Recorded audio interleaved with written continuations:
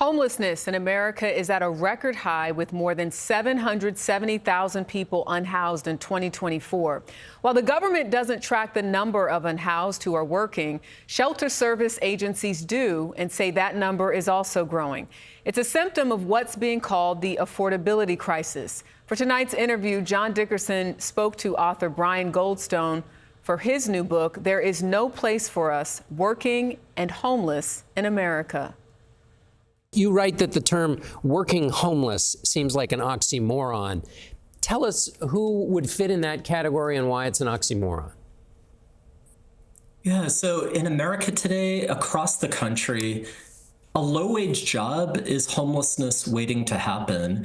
The number of people who fit that description, working homeless, that is not like a tiny number. That's not a marginal phenomenon. A growing portion of the low-wage workforce is either at immediate risk of falling into homelessness or is already experiencing homelessness. And you mentioned that official number of people experiencing homelessness in America, around 770,000, which is the highest number on record. But by cobbling together different data sources, what I've been able to find is that the actual number is roughly 6 times that amount. And a huge portion of that number of people experiencing homelessness are people with jobs.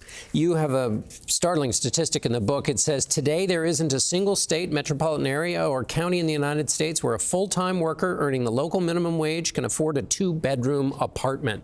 Give me a sense of some of the jobs that we're talking about here that people have who are working homeless.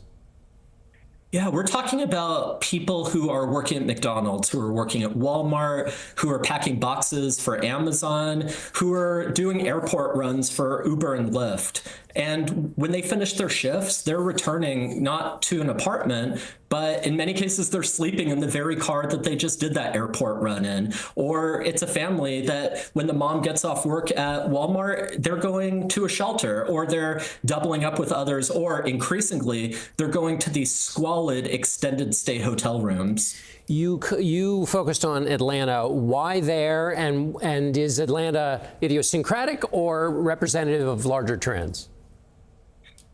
In one way, Atlanta is special. Atlanta was the first city in America during the 1930s to build public housing. And during the 90s and 2000s, Atlanta was actually the first city in America to demolish all of its public housing. So in a way, you could sort of tell the story of housing policy in this country just through Atlanta's own trajectory. But the reason the book is based in Atlanta is more because of how representative it is.